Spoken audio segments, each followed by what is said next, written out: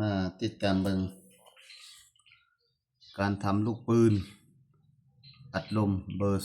2ถือว่าเฮาตัดลูกตะกัวเนาะประมาณอยู่ 1.5 มิลนี่แล้วก็มา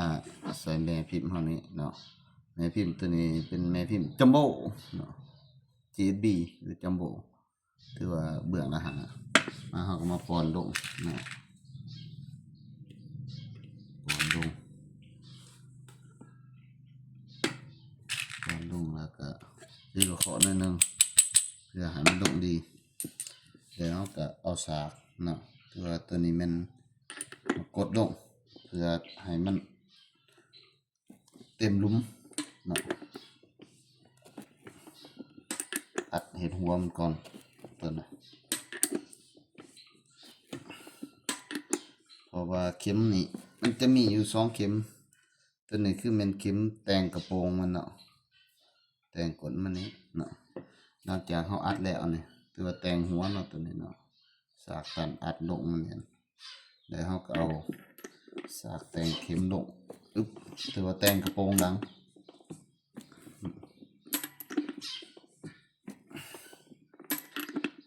ถือว่าเฮ็ดเองใส่เองก็คันเฮาใส่ปืนลมเฮาซื้อเพิ่นมันก็ดูมันก็จะได้แต่ว่าเฮาเฮ็ดเองคุณภาพมันก็จะดีนี่เข็มแต่งกระโปรงหลังจากเฮาแต่งกระโปรงแล้วเฮาก็มาใส่มีดคัตเตอร์นี้เนาะปาดชัก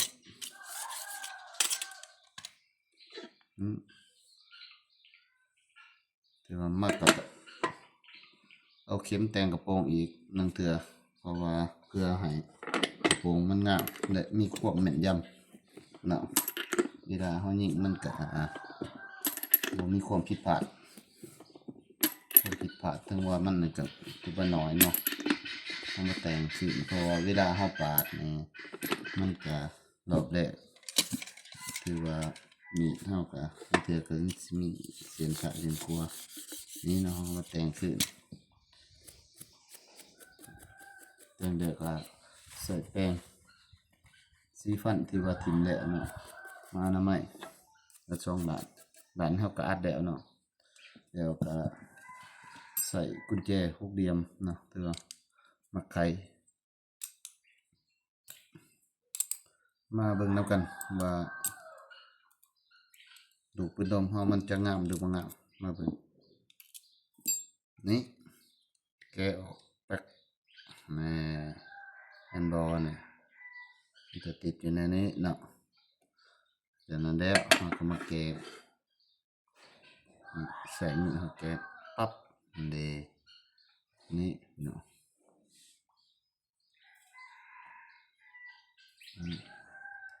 กระโปรงเล็กๆตัวนี้เทื่อบอกเฮาอยู่18แกนเนาะมาทานนี่18แกนออกเทื่อนึงก็ถือว่า10ดุเนาะ